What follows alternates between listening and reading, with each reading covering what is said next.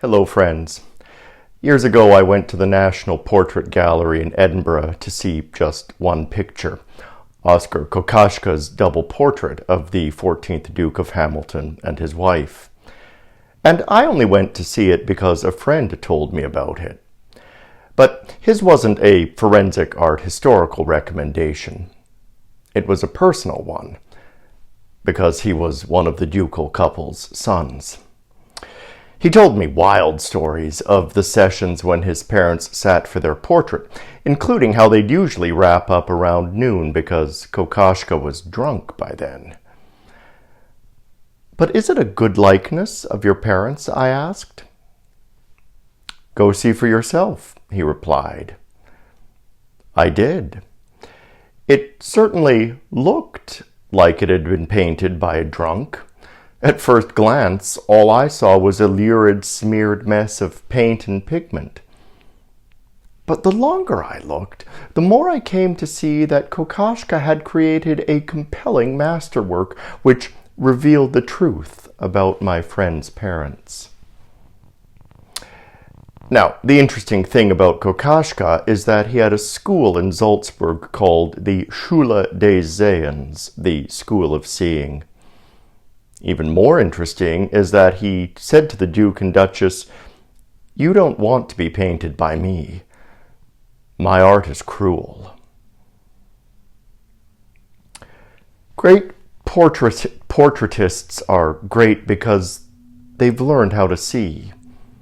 And the best portraits reveal the true person, because they're not necessarily meant to flatter. So, in a world where everyone and everything is carefully curated, that kind of truth is cruel. Because all of us have learned to hide, even if it's in plain sight. And we've also learned to see what we want to see.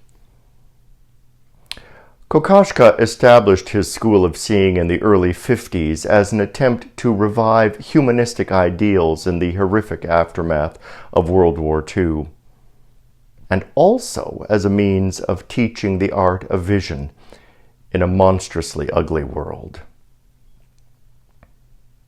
This is exactly what happened where the cross is concerned. It was a scandal to the first Christians and a brutal example of what happens when you challenge the status quo.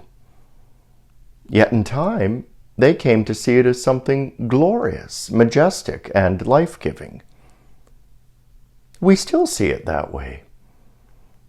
At least we do when we have the kind of vision that sees glory behind Calvary's gore, or how an empty tomb is a portal to fullness of life, that Christ's face is found in even the most surprising of people, and divine beauty lies deep within each of us.